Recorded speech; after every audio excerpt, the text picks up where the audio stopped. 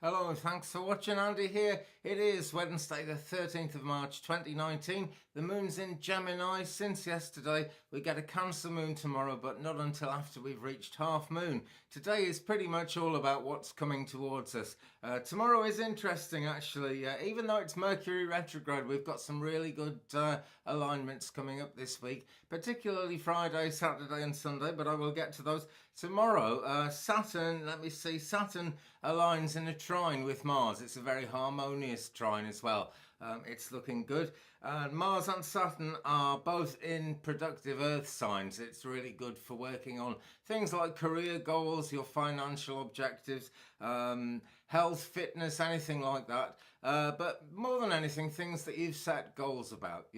It's a great time for getting things done, even though it's Mercury retrograde. But, Mercury retrograde isn't all bad news, as I'm always telling people. Never mind, today is, let me see, it is day 8 of the moon cycle, and that is really quite an auspicious thing.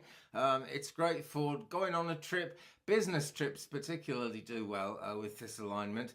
Art, as well as the physical things that I was talking about before, which are actually also supported by Lunar Day 8, which is amazing. Anyway, the moon reaches 50% full tomorrow at 10:26 a.m. UTC. At the moment, that's actually 7 hours ahead of Pacific and 4 hours ahead of Eastern, because we're going through the daylight saving time.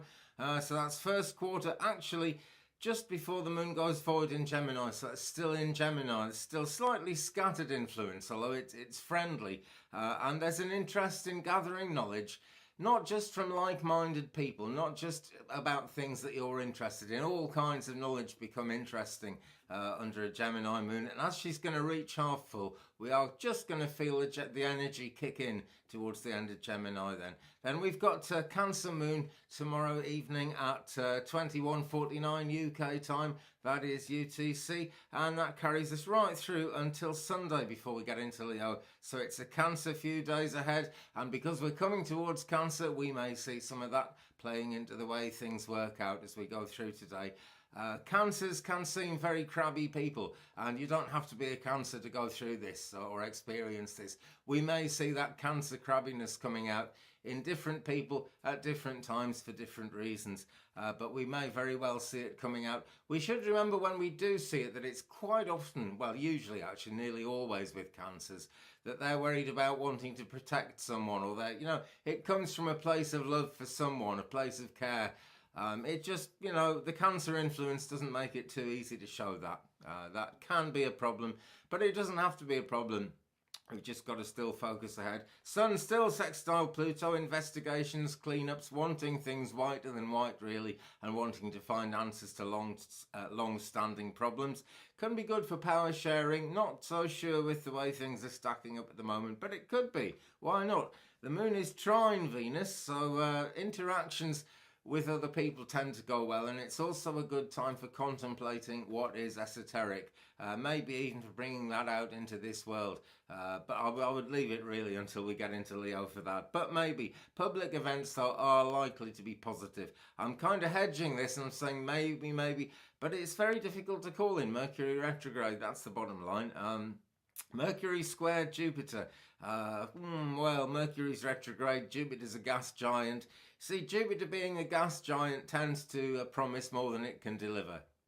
And certainly when Mercury is in the retrograde phase, which it is at the moment, I wouldn't want to trust that too much. But things get better with Mercury Friday, Saturday, Sunday.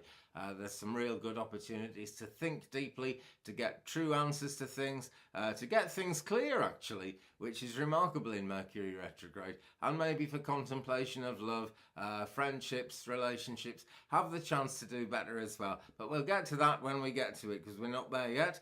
Venus square Mars and Mars trine Saturn, still the case. So they're sort of pulling in different directions really. Mars trine Saturn, people will kind of really need to be diplomatic as much as possible. On the other hand, Venus square Mars, it's really about kind of passions, desires, things that are out there. So you've got two different directions where problems could happen. What I would say though is if this plays into your relationship at work, at home, anywhere really, Just don't worry about it, because it will pass. It is moving on. And because Mercury is retrograde, we might just get away with that one. In fact, I think we probably will, actually. Okay, folks, well, thanks very much for watching. That is the Astro Truth as I see it this morning.